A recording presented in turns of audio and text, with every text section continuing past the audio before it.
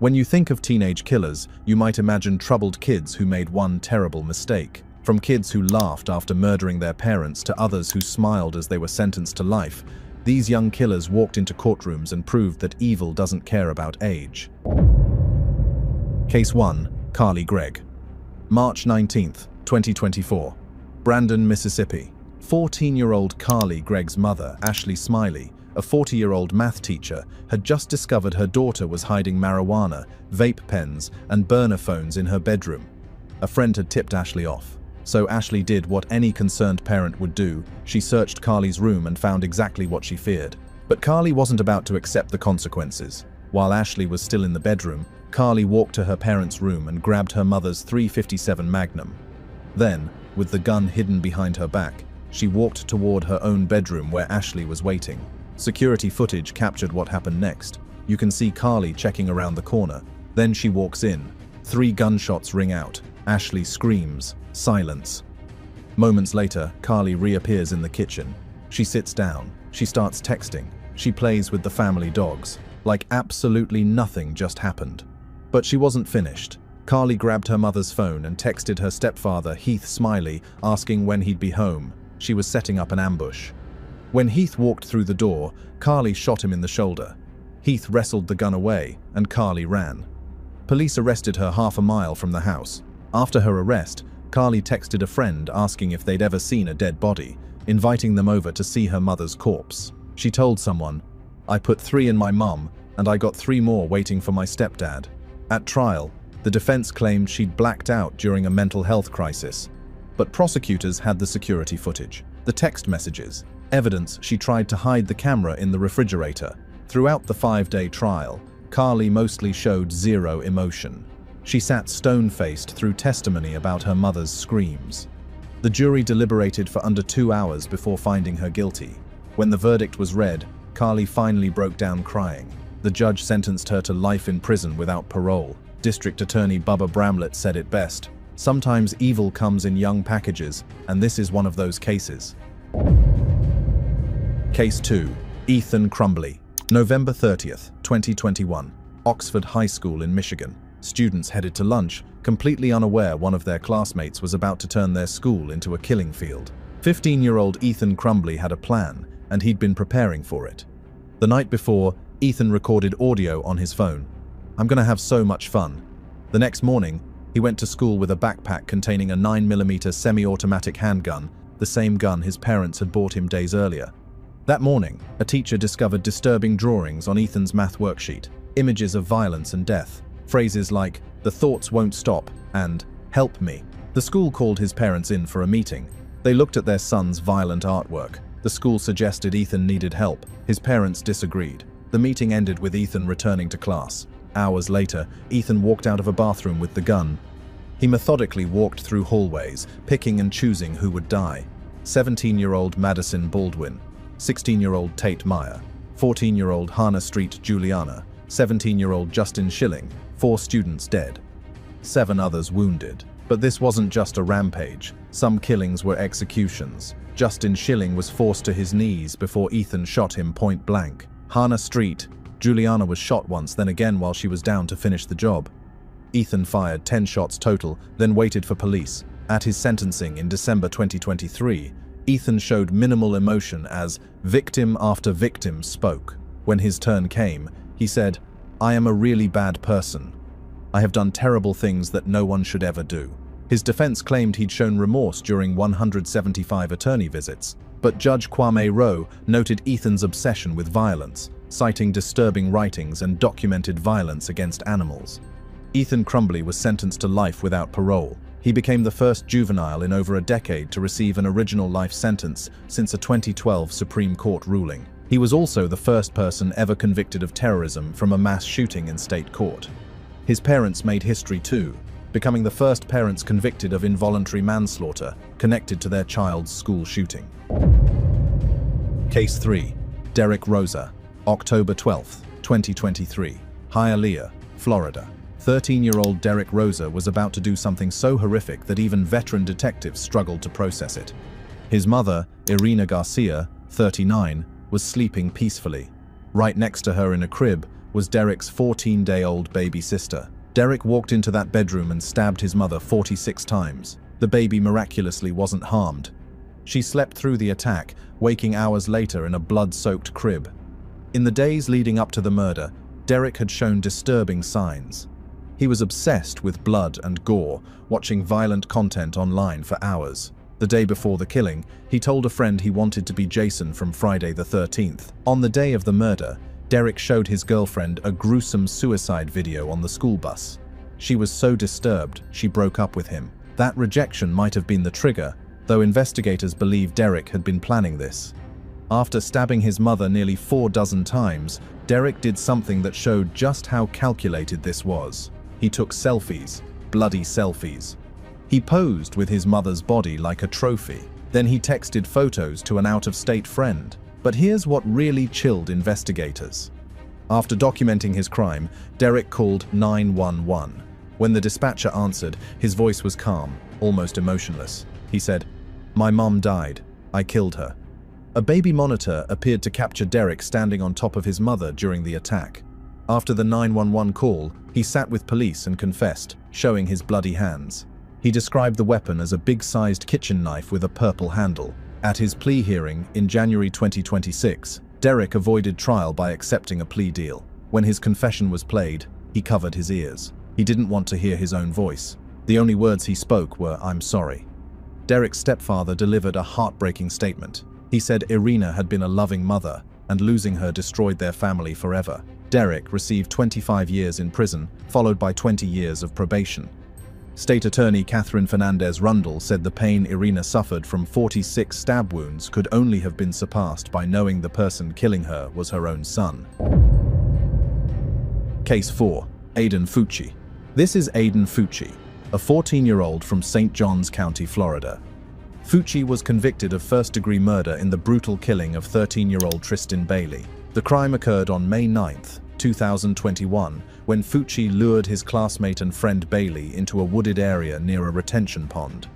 He stabbed her 114 times in a frenzied attack that shocked investigators and the community. 49 of the stab wounds were defensive, meaning Bailey fought desperately for her life. The knife tip broke off during the attack and was later found embedded in her scalp. Surveillance footage showed Fucci and Bailey walking together around 1:45 in the morning. Later, footage captured Fucci running alone in the opposite direction, shoes in hand. When investigators searched his house, they discovered bloody clothes in his room and bathroom sink. The murder weapon was recovered from a pond near Bailey's body. The investigation revealed disturbing details about Fucci's mindset. He had told friends beforehand that he planned to kill someone by taking them into the woods and stabbing them. The legal proceedings against Fucci were swift but emotionally charged. He was initially charged with second-degree murder, but the charge was upgraded to first-degree murder due to the excessive number of stab wounds and clear evidence of premeditation. Prosecutors argued that Fucci had been fantasizing about violence and had specifically targeted Bailey as his victim. In February 2023, just before jury selection was set to begin, Fucci pleaded guilty to first-degree murder, avoiding a trial. The sentencing hearing in March 2023 stretched over multiple days. Bailey's family members gave tearful testimonies about the pain of losing her. Her sister Alexis brought 114 aqua-colored stones to court and dropped them into a glass jar one by one, each stone representing a stab wound. Throughout the sentencing hearing, Fucci showed little to no emotion. He sat stone-faced while family members wept and described their anguish. His demeanor appeared callous and detached, as if the proceedings were happening to someone else. Even his own family members cried and pleaded for mercy, but Fucci remained blank and unmoved. At his sentencing, Judge R. Lee Smith called it one of the most shocking cases St. Johns County had ever dealt with, noting the crime had no clear motive. Ultimately, Fucci was sentenced to life in prison with review eligibility after 25 years. Case 5. T.J. Lane. This is T.J. Lane, a 17-year-old from Ohio. Lane was convicted of aggravated murder in connection with a school shooting at Chardon High School. The crime occurred on February 27, 2012, when Lane walked into the school cafeteria during breakfast and opened fire on students. He killed 3 students, 16-year-old Daniel Parmeter, 16-year-old Demetrius Hewlin, and 17-year-old Russell King Jr. 3 other students were wounded, including one who was left permanently paralyzed. Lane used a .22 caliber handgun and fired 10 shots in the cafeteria before fleeing the scene. An assistant football coach chased Lane out of the building, and he was arrested shortly after near his car. When he was captured, Lane was wearing a grey t-shirt with the word "killer" scribbled across the chest. The legal proceedings against Lane were complicated by questions about his mental state and motivation. In May 2012, a judge ruled Lane competent to stand trial, and the decision was made to charge him as an adult. Prosecutors built their case around the deliberate and calculated nature of the attack. On February 26, 2013, Lane pleaded guilty to 3 counts of aggravated murder, 2 counts of attempted aggravated murder, and 1 count of felonious assault. The death penalty was off the table because Lane was a minor at the time of the crime. But what happened at his sentencing hearing on March 19, 2013, would shock everyone present. Lane arrived at the courthouse wearing a blue button-down shirt. After he sat down in the courtroom, he unbuttoned the shirt to reveal a white t-shirt underneath with the word "killer" handwritten in black marker across the front. As victim impact statements were read, Lane smiled and smirked. He laughed as grieving mothers described their pain and suffering. When given the opportunity to address the court himself, Lane flipped his middle finger at the victims' families and made obscene comments. He told them, "This hand that pulled the trigger that killed your sons now masturbates to the memory. All of you." His own attorney was shocked and disgusted by the display. The prosecutor later said Lane's behavior was beyond anything he could envision seeing in a courtroom. At his sentencing, Judge David Fury noted that Lane showed a complete lack of remorse, which was relevant because without remorse, an offender is likely to re-offend. The judge emphasized that Lane's behavior demonstrated he posed a continued danger to society. Ultimately, Lane was sentenced to 3 consecutive life sentences in prison with no possibility of parole. On September 11, 2014, Lane escaped from Allen Correctional Institution in Lima, Ohio, around 7:40 in the evening. He was 19 years old at the time and had been serving his 3 life sentences for about 18 months. Lane escaped with 2 other inmates, 33-year-old Lindsay Bruce and 45-year-old Clifford Opperud. Over several months, they had built a 13-foot ladder out of old cabinets and other materials in a closed-door maintenance crawl space where they had unimpeded access. They used this makeshift ladder to scale the prison's perimeter fence, climb onto a building roof near the entrance, then jump 15 feet down and run through a soybean field. Lane was found around 1:20 in the morning on September 12th, just 100 yards from the prison in a wooded area near a small church and cemetery. All 3 inmates were immediately transferred to Ohio State Penitentiary, a supermax prison in Youngstown, where Lane remains today under much more restrictive conditions. He was disciplined 7 times during his 18 months at the medium security facility before the escape. Prison officials said Lane had been assigned the highest security grade and protective custody status because of the severity of his crimes and threats against his life from other inmates. Case 6. Mackenzie Shirilla. This is Mackenzie Shirilla, a 17-year-old from Strongsville, Ohio. Shirilla was convicted of murder in connection with a deliberate car crash that killed her boyfriend and his friend. The crime occurred on July 31st, 2022, around 5:30 in the morning when Shirilla was driving her Toyota Camry with 2 passengers. Her boyfriend, 20-year-old Dominic Russo, and his friend, 19-year-old Davian Flanagan, were in the car with her. Shirilla accelerated to 100 miles per hour and drove directly into a brick building at full speed, killing both passengers instantly. The crash site wasn't discovered until 45 minutes later. The vehicle was so destroyed, it was nearly unrecognizable. Shirilla survived the crash and was transported to a hospital for treatment.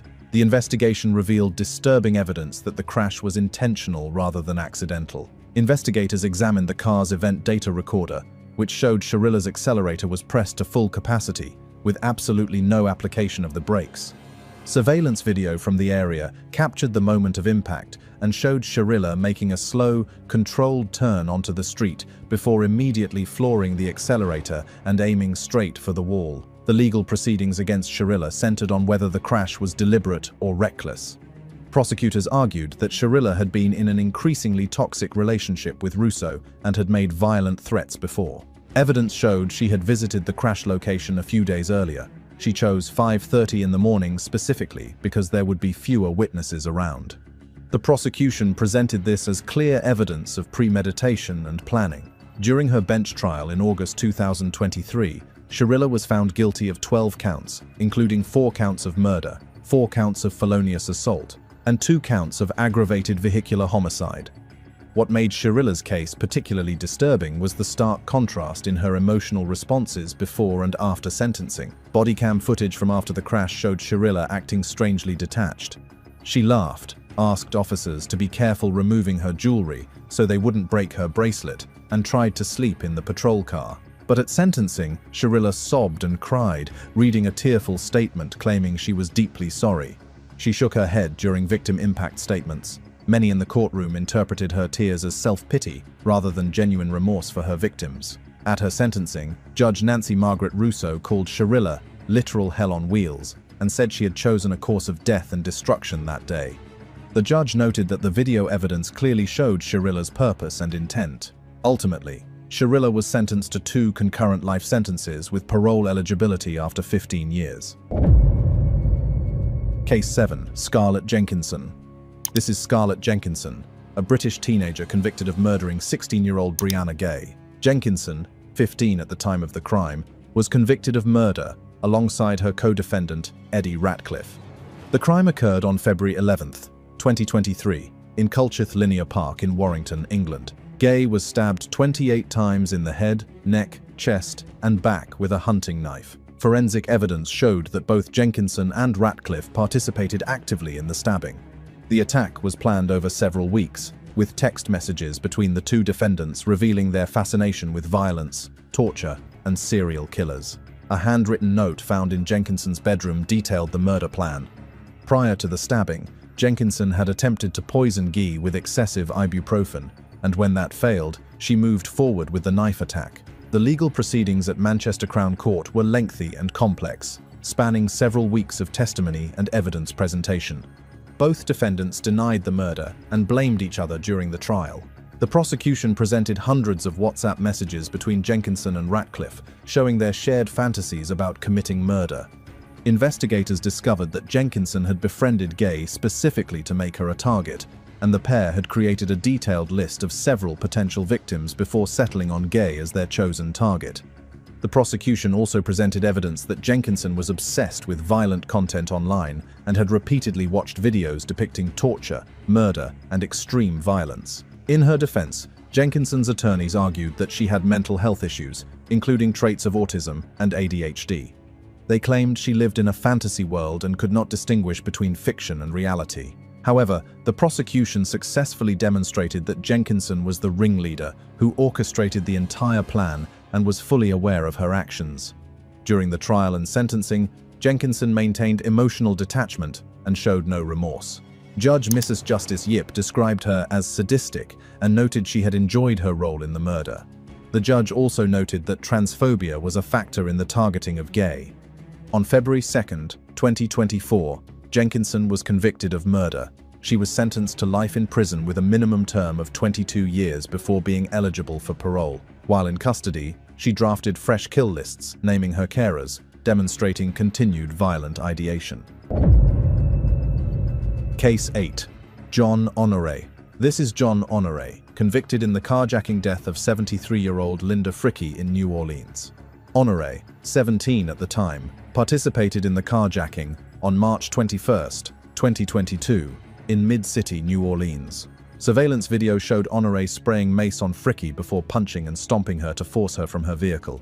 When Fricky became entangled in her seatbelt, Honoré drove away, dragging her 700 yards down the street. The dragging was so violent it severed her arm on a metal wire. Fricky bled to death on the pavement. DNA evidence found on an earbud left in Fricky's car linked Honoré directly to the crime scene. 3 female accomplices were also involved in the carjacking, but all 3 accepted plea deals and testified against Honoré. The legal proceedings included a jury trial in November 2023 that lasted several days. In his defense, multiple witnesses testified about Honoré's traumatic childhood, which included witnessing domestic violence, experiencing physical abuse, and living in extreme poverty with limited access to educational opportunities or positive role models. Defense experts argued he could be rehabilitated with proper support and intervention from qualified mental health professionals. However, Fricky's family rejected these arguments. They refused to accept an apology letter from Honoré, stating it did not ring sincere, given his behavior throughout the proceedings. Honoré was convicted of second-degree murder on November 28, 2023.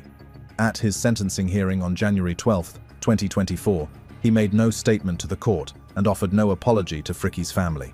He was sentenced to life in prison with parole eligibility after 25 years. Case 9. Danta Wright. This is Danta Wright, convicted of second-degree murder in the shooting death of Jordan Clee. Wright, 17, was convicted of crimes including second-degree murder, armed robbery, conspiracy to commit armed robbery, and felony firearm.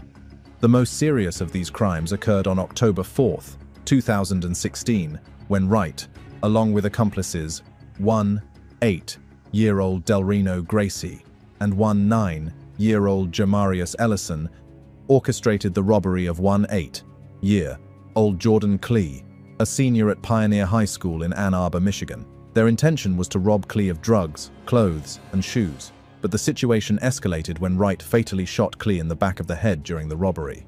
Clee's body was discovered by a maintenance worker near the Pine Lake Village Cooperative in Ann Arbor, lying on a path outside the apartment complex with a single gunshot wound. These crimes occurred during a violent period in Wright's life, as he had already been involved in a gang-related fatal shooting of 20-year-old Keandre Duff in Ypsilanti in 2015. The legal proceedings against Wright moved quickly. The case appeared straightforward when Wright pleaded guilty to second-degree murder and related charges in 2017. His guilty plea was part of an agreement that would spare the victim's family from enduring a lengthy trial and the trauma of reliving the events in court. The charges related to the Keandre Duff shooting were dropped as part of this plea deal. In his defense, Wright's attorney attempted to attribute his client's courtroom conduct to fear and emotional challenges, arguing that Wright's smiling behavior was an expression of fear rather than disrespect. This explanation came after Wright displayed disturbing behavior during the sentencing hearing on July 24, 2017. At his sentencing, the victim's family delivered emotional impact statements. Clee's mother, Karen Clee, described the loss of her only child, son, and friend, expressing the permanent void Jordan's absence left in their lives. During these statements, Wright appeared nonchalant, smirking and suppressing laughter as the grieving family spoke. His behavior visibly angered Judge David Swartz, who stated he was tempted to reject the plea agreement due to Wright's complete lack of remorse. The judge warned Wright that he could face life in prison if the case went to trial. When given the opportunity to address the court, Wright did not express remorse, but instead stated he would be home soon. Despite the judge's strong disapproval, he ultimately accepted the plea agreement, noting that the victim's family had agreed to the terms. Ultimately, Wright was sentenced to 23 to 50 years for murder, plus 2 years for felony firearm, totaling 25 to 52 years in state prison.